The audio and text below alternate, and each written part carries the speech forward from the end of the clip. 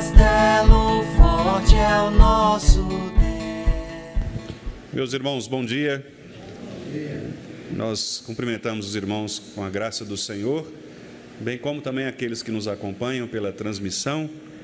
E eu quero, meus amados irmãos, antes de passarmos à exposição da Palavra de Deus, agradecer àqueles irmãos que durante as nossas férias estiveram aqui nos substituindo, especialmente os irmãos do Conselho, os presbíteros Tiago e Renato, que pregaram, ensinaram a igreja, e também o nosso irmão André Felipe. Muito obrigado, pelo auxílio, pela ajuda concedida ao pastor e à igreja no nosso momento de ausência, de nossas férias. Queremos dizer aos irmãos que é uma alegria, retornar à igreja e agora, com a graça de Deus, presente, nesses próximos domingos e voltando então a expor a palavra do Senhor dentro da nossa proposta, que é apresentar aos irmãos a série de mensagens que está registrada em Mateus capítulo 5.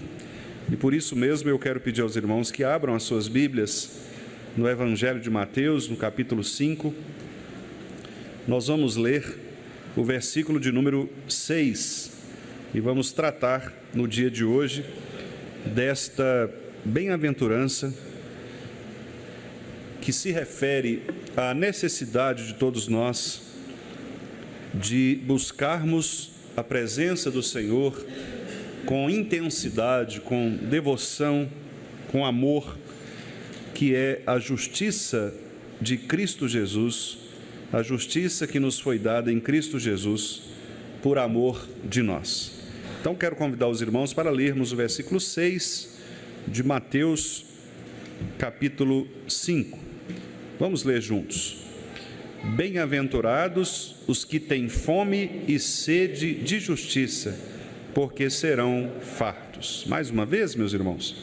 Bem-aventurados os que têm fome e sede de justiça, porque serão fartos. Vamos orar mais uma vez. Querido Deus, nós te pedimos, ó Pai, que o Senhor agora fale aos nossos corações por meio desta palavra do Senhor. Palavra que nos foi trazida pelo Teu Filho Jesus Cristo, para que pudéssemos aprender acerca dos benefícios que recebemos quando nos entregamos ao Senhor com todo o nosso coração. Que o Senhor, portanto, nos ajude, Pai, a entendermos esta mensagem e também vivermos esta mensagem com a devida gratidão em nosso coração, bem como também com a obediência que o Senhor requer de nós. Te pedimos esta bênção no nome de Jesus. Amém. Meus irmãos, nós temos falado aqui a respeito das bem-aventuranças. E as bem-aventuranças são mensagens do nosso Senhor Jesus Cristo aos crentes daquela época e, obviamente, a nós também, se referindo à maneira como nós, crentes, somos preenchidos por estas virtudes que nos são dadas a partir da ação do Espírito Santo em nossos corações. Bem-aventurados, portanto, são aquelas pessoas, são aqueles que recebem de Cristo Jesus o seu Espírito, como nós acabamos de ler no texto de João, capítulo 15, em que Jesus disse que ele traria o Consolador da parte de Deus para que pudesse estar conosco. Portanto, são estes preenchidos pelo Espírito de Cristo, para que por meio deste preenchimento, destas virtudes, nós possamos viver uma vida mais dignamente próxima ao Evangelho do Senhor. Portanto, são bem-aventurados todos aqueles que reconhecem a sua pobreza de espírito, e isso está exatamente no primeiro versículo destas bem-aventuranças, o versículo 3. Bem-aventurados os pobres de espírito, aqueles que reconhecem a sua pobreza espiritual e que reconhecem dependerem de Cristo em todas as coisas, estes receberão o reino de Deus. Depois Jesus fala que são bem-aventurados aqueles que lamentam os seus pecados.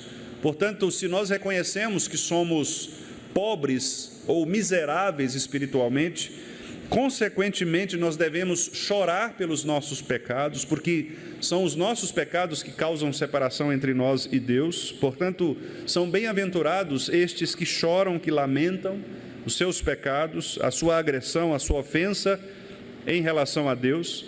Em terceiro lugar, Jesus diz que são bem-aventurados aqueles que se tornam mansos ou ensináveis, aqueles que recebem a orientação de Cristo de maneira aberta, de maneira afetivamente agradável ao Senhor. Nós reconhecemos a nossa pobreza, a nossa miséria, nós choramos pelos nossos pecados e nós agora nos dispomos o coração para recebermos do Senhor aquilo que Ele quer nos dar. Por isso, bem-aventurados estes mansos, porque estes de fato herdarão a terra.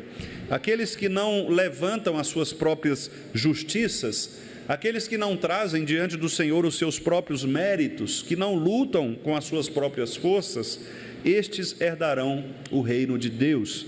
Estes serão chamados para serem filhos de Deus e para pertencerem a esta igreja.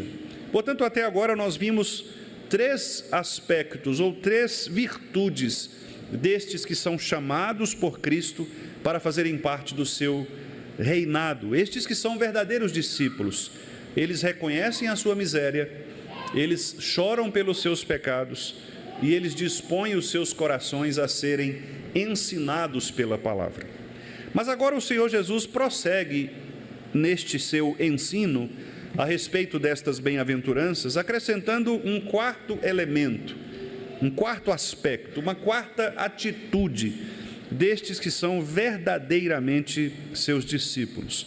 Ele nos diz aqui no versículo 6, que nós lemos, que também são bem-aventurados aqueles que têm fome e sede de justiça, porque estas pessoas serão fartas. Eu não sei quantos irmãos aqui já tiveram a experiência de sentir fome e sede ao extremo. Muito provavelmente, nenhum de nós aqui sentiu a fome extrema. Sentimos uma fome razoável, aquela fome que talvez nos dá por ficarmos algumas horas, talvez até um dia inteiro, sem comer algo ou sem beber, mas dificilmente nós aqui tenhamos experimentado a fome extrema. Eu tenho aqui, por exemplo, um relato de alguns sobreviventes do Holocausto, que foi aquele momento terrível da história humana em que os judeus foram massacrados pelos alemães ou pelo regime nazista de Hitler. E neste relato, que é pequeno, mas que nos ajuda a entender um pouco do que era isto, o texto nos diz aqui que muitas pessoas que passaram pelos campos de concentração relataram em alguns momentos da sua vida experiências de fome extrema. Há inclusive um psiquiatra bastante conhecido, famoso no campo da psicologia, chamado Viktor Frankl, e ele relata alguns momentos em que ele precisava negociar um pedaço de comida, um pedaço de pão. Ele diz que em alguns momentos ele ficava 3, 4, 5 dias sem comer nada, e muitos ali negociavam, às vezes, objetos pequenos que eles ainda tinham, que não lhes havia sido tirado, por um pedaço de pão, um simples pedaço de pão, ou talvez uma porção de sopa, uma sopa que, segundo o Viktor Frankl, era uma sopa bastante rala, na verdade quase que água somente, com algum tipo de tempero mínimo ali. E nesses relatos, então, há, entre aspas, o seguinte: eu sonhava com um pedaço de pão, um simples pedaço de pão. Quando finalmente conseguia um pedaço de pão, cada migalha deste pão se tornava para mim como que um presente sagrado. Imagine alguém ficar ali 5, 6 dias sem comer e agora receber um pedaço mínimo de pão, que não cabia na mão, como relata Viktor Frankl. Também algumas vítimas da grande fome na China, nos anos de 59 e 61, ali as pessoas relataram que muitas delas começavam a perceber estas ausências de alimento, e os relatos mostram que pessoas faziam longas filas em busca de comida, e às vezes o desespero crescia de tal maneira que aquelas pessoas às vezes pegavam restos de arroz nas tigelas, arroz que já estava perdido, às vezes até apodrecido, mas elas tentavam retirar destes pedaços apodrecidos algum tipo de alimento, algum tipo de resto ali que pudesse trazer à boca e pudesse saciar esta fome. Também houve o relato da guerra civil na Síria, em que a fome também foi em algumas áreas sitiadas, algo terrivelmente constatado. Há pessoas, por exemplo, que relatam imagens de pais que descreviam a dor de ver seus próprios filhos chorando de fome, alguns deles, inclusive, morriam de inanição, porque esta fome era impossível de ser saciada. Alguns relatam que esta sensação de impotência causava uma espécie de dor física, e por isso alguns filósofos dizem que a fome de fato dói, e esta dor é uma dor física. Há um relato, por exemplo, de africanos na Etiópia, dizendo o seguinte, entre aspas, uma mãe relatando a fome e vendo como que isto afetou o seu corpo e a sua mente. Ela disse assim: eu via a vida saindo dos olhos dos meus filhos. A fome não apenas tirou o alimento de cada um de nós, mas também tirou o nosso futuro. Cada dia que se passava era uma luta para encontrar um simples punhado de grão, mesmo que isso fosse apenas um simples punhado de grãos. Então, meus amados irmãos, estes relatos, que de fato são comoventes e nos chocam, porque, como eu disse, talvez poucos de nós tenhamos experimentado uma fome deste nível, uma fome extrema, mas isso mostra que a fome é de fato algo que não apenas traz consequências físicas, mas também consequências psicológicas, psíquicas e, naturalmente, espirituais. Pessoas que perdem a sua esperança, porque elas não têm o que comer e sabem que a morte está logo ali.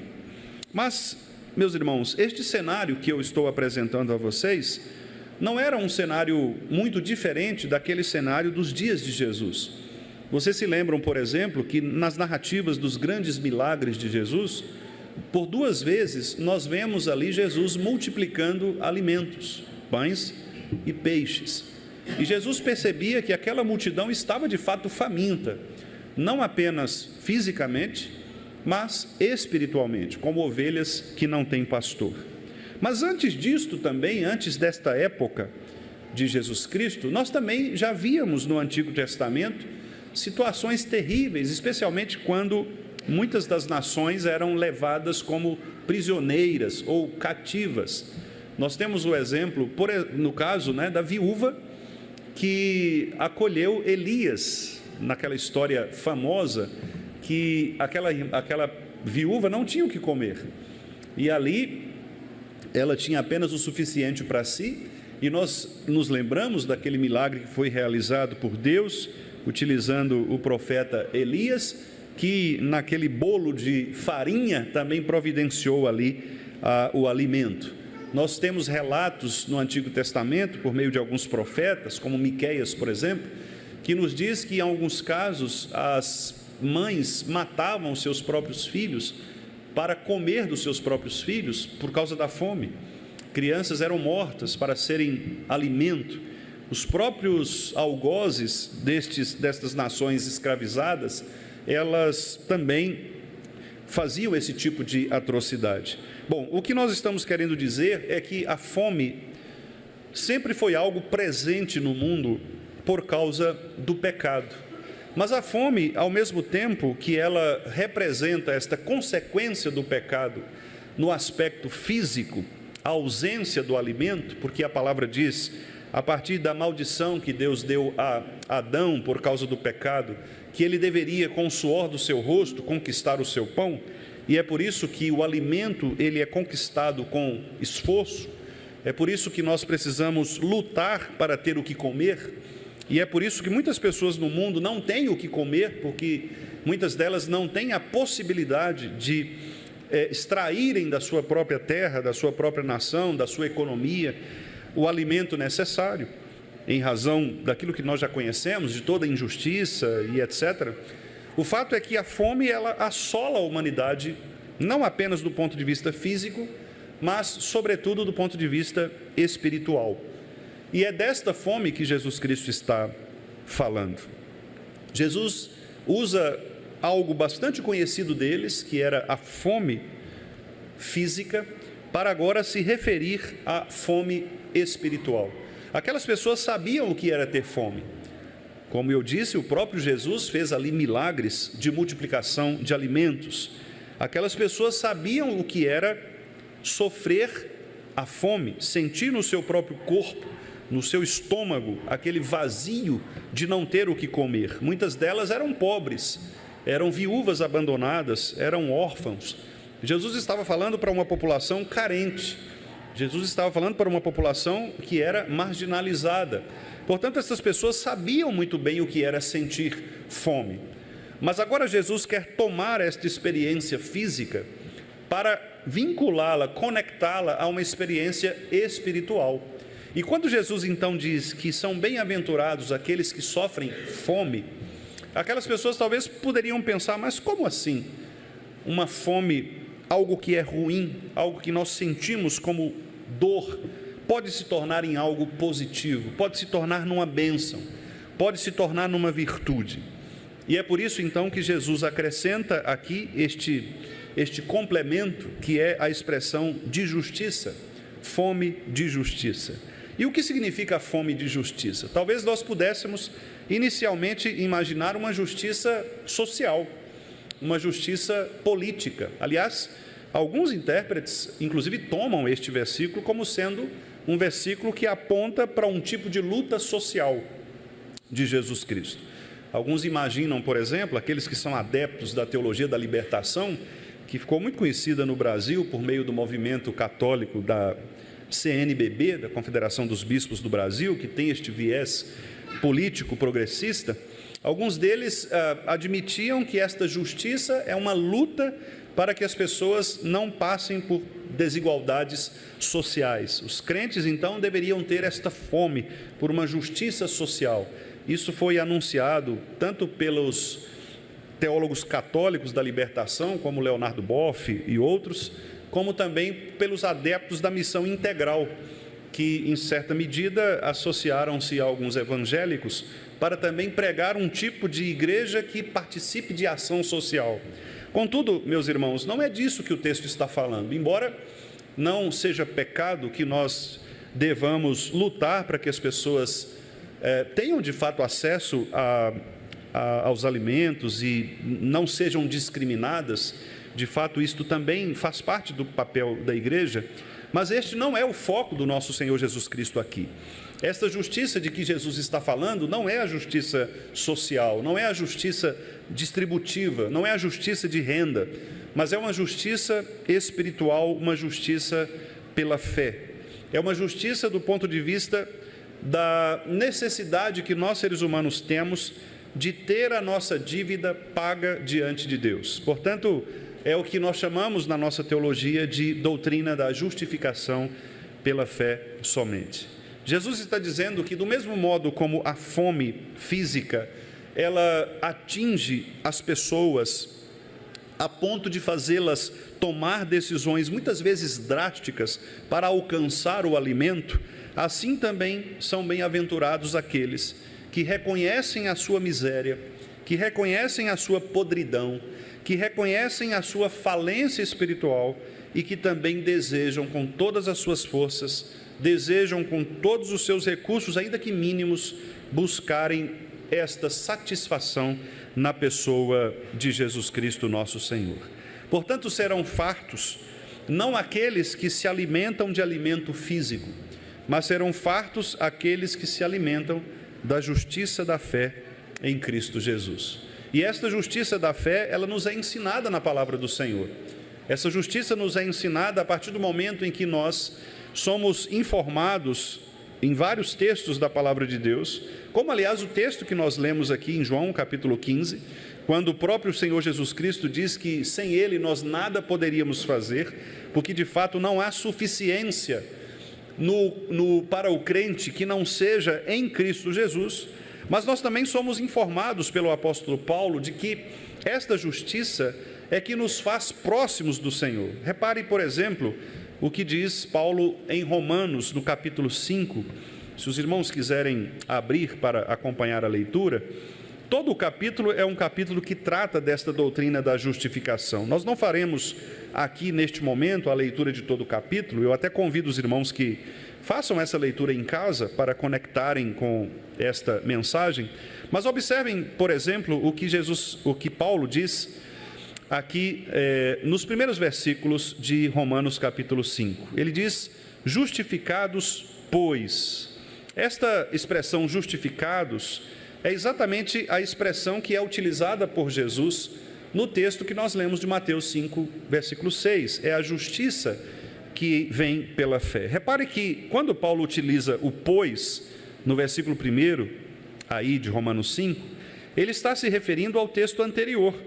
E no texto anterior, especialmente nos dois últimos versículos do capítulo 4, Paulo diz o seguinte, que por nossa causa, posto que a nós igualmente nos será imputado, a saber, a nós que cremos naquele que ressuscitou dentre os mortos, a Jesus, nosso Senhor, veja o versículo 25, o qual foi entregue por causa das nossas transgressões e ressuscitou por causa da nossa justificação. Então Paulo está dizendo aqui que nós somos justificados mediante a fé nesta obra de Jesus Cristo, ou seja, o fato de ele ter sido entregue por causa das nossas transgressões, Cristo foi levado à cruz por nossa causa, por causa do nosso pecado, e Cristo ressuscitou por causa da nossa justificação. Ou seja, se Cristo não tivesse ressuscitado, nós não seríamos justificados, nós não nos tornaríamos justos a ponto de sermos recebidos por Deus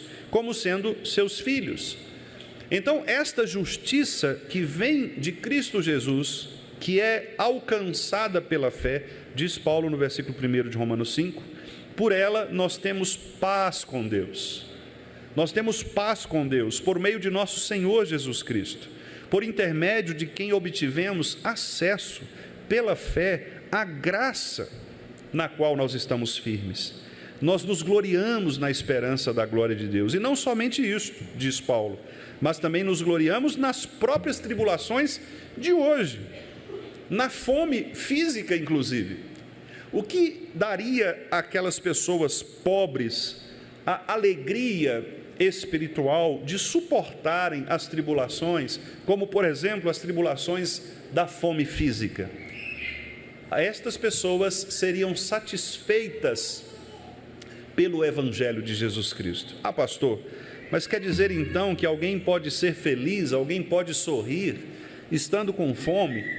O senhor está querendo dizer que só o fato de a pessoa ser salva, ela vai sentir fome e ao mesmo tempo estar sorrindo? Não, meus irmãos, não é isso. Eu não estou ensinando aqui um tipo de sadismo, um tipo de masoquismo, um tipo de experiência em que a pessoa sorrir quando está sofrendo. Não é isso. Nós podemos chorar quando estamos sofrendo. Não é pecado dizer para Deus: Senhor, eu estou sofrendo. Não é pecado dizer para Deus que nós estamos doloridos, que nós estamos ofendidos. Não, esta experiência da relação com Deus, ela existe nas Escrituras. Basta nós lermos, por exemplo, os Salmos, em que nós veremos muitas das expressões dos salmistas apresentando a Deus as suas falências, as suas dificuldades, as suas angústias. Não é pecado dizer para Deus que está doendo. Mas o que eu quero dizer é que, diante destas tribulações da vida, diante desta fome física, o que nos sustenta e o que nos dá forças para suportar essas tribulações é a fome espiritual pela justiça em Cristo Jesus. Repare que Jesus está dizendo, no final do versículo 6, que estas pessoas são bem-aventuradas porque elas serão fartas. Fartas de quê? Será que elas receberão a comida, o alimento físico? Não necessariamente.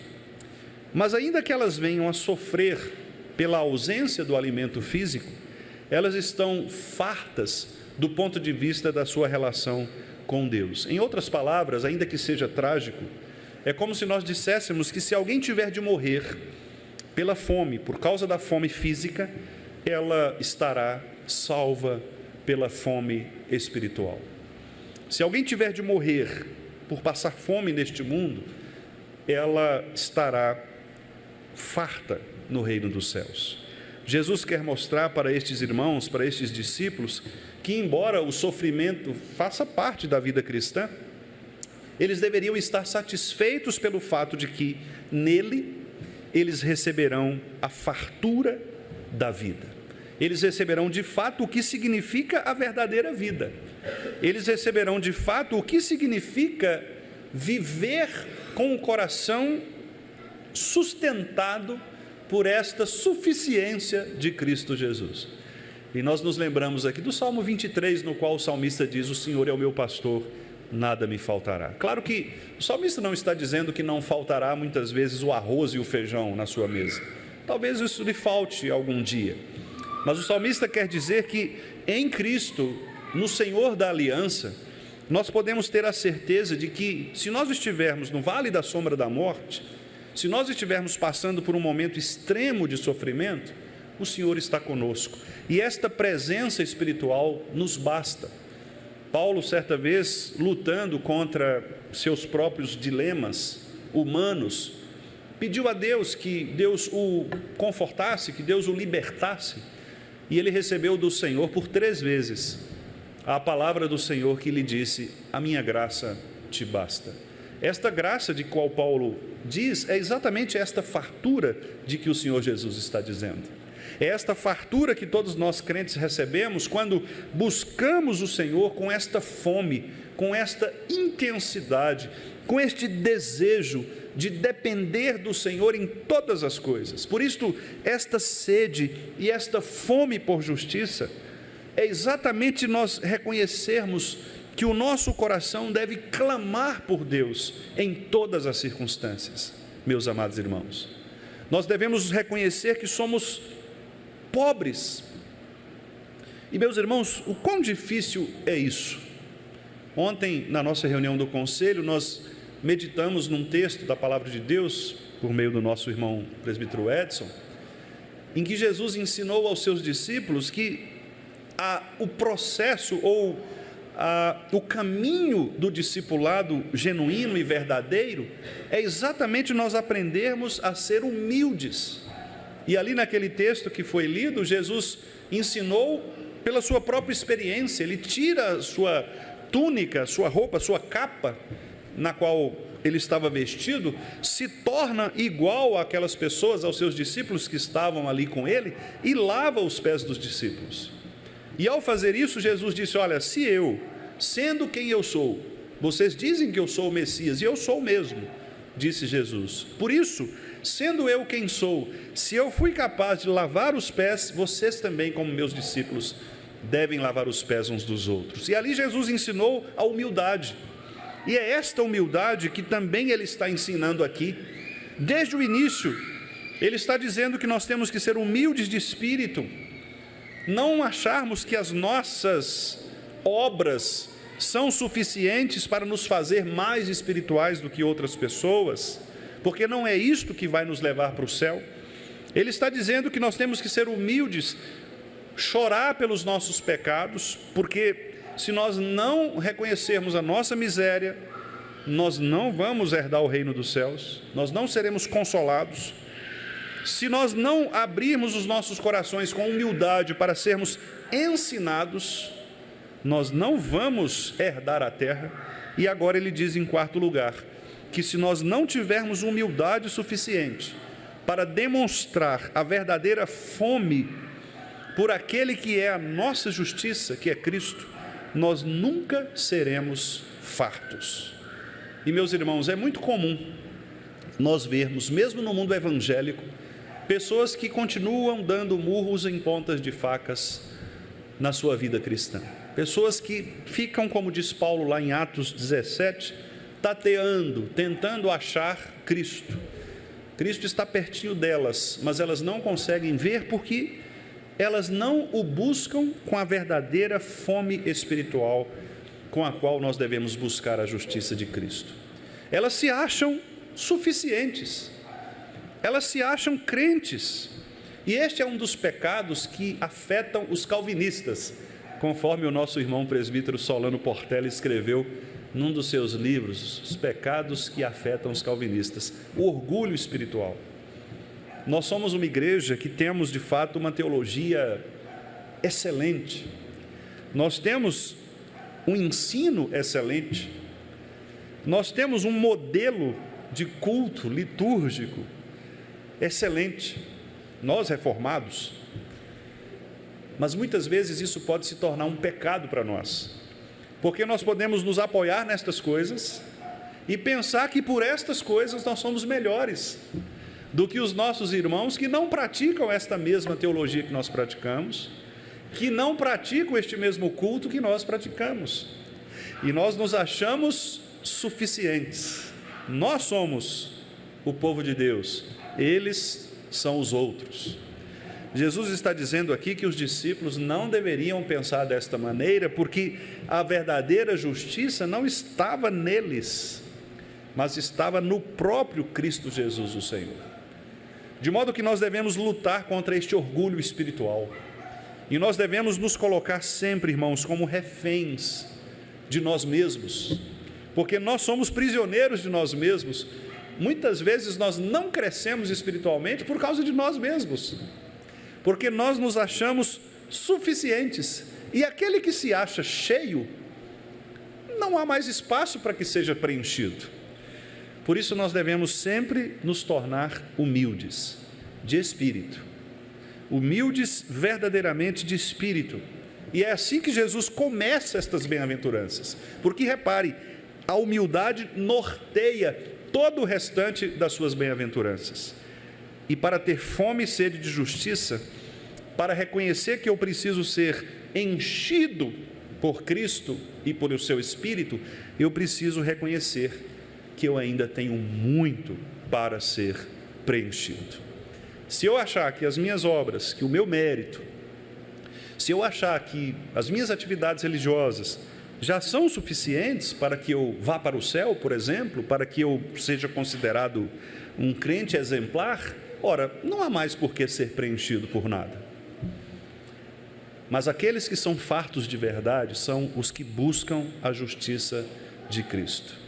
Daí, por exemplo, tantos textos de advertência aos crentes, tantos textos que nos dizem, olha, cuidado, pensem se de fato você é crente, pense se você de fato está na fé, olha, veja que você não seja enganado, enganoso é o coração mais do que todas as coisas. Nós temos vários textos na Bíblia que apontam para essa necessidade de nós sondarmos o nosso próprio coração. Sonda-me, ó Deus, o coração, vê se há em mim algum caminho mau. Por que há esses textos todos? E nós poderíamos dizer, bom, se nós somos eleitos, então não há por que preocupar, o eleito não vai perder a salvação. Mas é aí que mora o perigo, porque o eleito que pensa desta forma é aquele que pode ser mais sutilmente enganado pelo seu próprio coração. O que Deus mais quer é que nós duvidemos de nós mesmos, é que nós duvidemos do nosso próprio coração. E, portanto, a pergunta diária, eu sou mesmo salvo? É uma pergunta saudável, porque esta pergunta nos faz sempre pensar na justiça de Cristo, e é ela que nos leva a ter fome pela justiça de Cristo. Eu quero o Senhor, eu quero Jesus, eu quero depender de Ti, eu preciso de Ti. Sem o Senhor eu nada posso fazer, sem mim nada podeis fazer. Foi o texto que nós lemos aqui nesta manhã. Portanto, meus irmãos, nesta primeira mensagem introdutória a esta bem-aventurança, eu gostaria então de aplicar destas duas maneiras. Primeiramente, A verdadeira fome e sede de justiça tem a ver com a necessidade daquele coração que clama por Deus. O nosso coração deve clamar pelo Senhor, não pelos nossos recursos, não pela nossa boa teologia, não pelo nosso culto esteticamente bíblico, mas pelo próprio Cristo, nosso Senhor. Nós devemos desejar Cristo, o Senhor, como o Senhor dos nossos corações. Este é o primeiro ponto. E em segundo lugar, a fome e a sede de justiça implicam, como nós veremos inclusive na próxima bem-aventurança, que é a misericórdia, que nós devemos também nos humilhar diante de Deus e diante dos nossos irmãos. Porque aquele que tem fome e sede de justiça, ele é humilde. E ele não se coloca como superior aos outros, mas ele se sujeita ao outro no temor de Cristo. Portanto, a fome e a sede de justiça implicam uma submissão a Deus em primeiro lugar, clamando pela justiça divina, e uma submissão aos meus irmãos, à igreja, ao corpo de Cristo, que também me ensina a humildade, me ensina o bom relacionamento. Às vezes, meus irmãos, permitam-me encerrar comentando aqui pastoralmente. Às vezes nós vemos na igreja situações que nos entristecem. Nós sabemos que existem essas situações, mas elas nos entristecem. Por exemplo, quando nós vemos pessoas com dificuldades relacionais, irmãos com dificuldades de relacionamento, com dificuldades de perdoar, por exemplo, com dificuldades de entender o outro, né? Com dificuldades muitas vezes de caminhar junto numa determinada proposta, e nós ficamos entristecidos porque nós percebemos no fundo que o que falta a todos nós é exatamente a humildade de sermos servos uns dos outros. O episódio de Jesus ter tirado a sua capa e lavado os pés dos discípulos nos mostra esta humildade em relação aos outros. E por que quase sempre nós queremos ter razão diante das coisas? Por que nós não podemos abrir mão da nossa razão, na maioria das vezes, e caminhar junto com o nosso irmão? Então, esta truculência, este desejo de ter sempre razão, este desejo de estar sempre certo e de excluir aquele que pensa diferente de mim, isso causa muitos males à igreja do Senhor. Eu não estou querendo dizer que nós tenhamos de ter uma paz fingida, forçada, um tipo de comunhão mecânica. Não é isso. A Bíblia condena a hipocrisia. Não estou querendo dizer também que nós tenhamos de pensar igual em todas as coisas. A Bíblia também não nos ensina isso. Existe diversidade no pensamento cristão. Nós percebemos isso em muitos aspectos, inclusive entre os apóstolos. Não é pecado pensar diferente. Não é pecado apresentar a sua proposta. Não é pecado, às vezes, até lutar pela sua proposta. Nada disso é pecado. Mas o que eu estou dizendo aqui é uma disposição do coração de fato caminharmos juntos, humildemente, para que com humildade nós possamos crescer juntos. Porque se eu reconheço que eu sou menor do que os irmãos, eu preciso aprender com os irmãos. E como é bom nós aprendermos com as pessoas. Sempre há o que ser aprendido, meus irmãos. Sempre há o que ser aprendido. E é isso que nós precisamos aprender. É desta fome de justiça que Jesus está dizendo. Ninguém pode ser farto se acha suficiente. Ninguém pode encher-se do Espírito se acha cheio do Espírito. Eu preciso entender o meu vazio para que eu seja preenchido. E Deus usa a igreja, e Deus usa os irmãos para nos preencher pela sua graça. Então, que Ele nos ajude de fato, e que nós possamos, meus irmãos, desejar ardentemente, como crianças de peito, o genuíno leite espiritual, para que tenhamos esta fome diferenciada, distinta, para que tenhamos esse desejo pela justiça de Deus em Cristo, essa sede pelo Senhor, para que assim nós cresçamos juntos neste alimento espiritual diariamente e assim glorifiquemos ao nosso Pai que está nos céus. Que Ele nos abençoe, meus irmãos, que Ele nos guarde.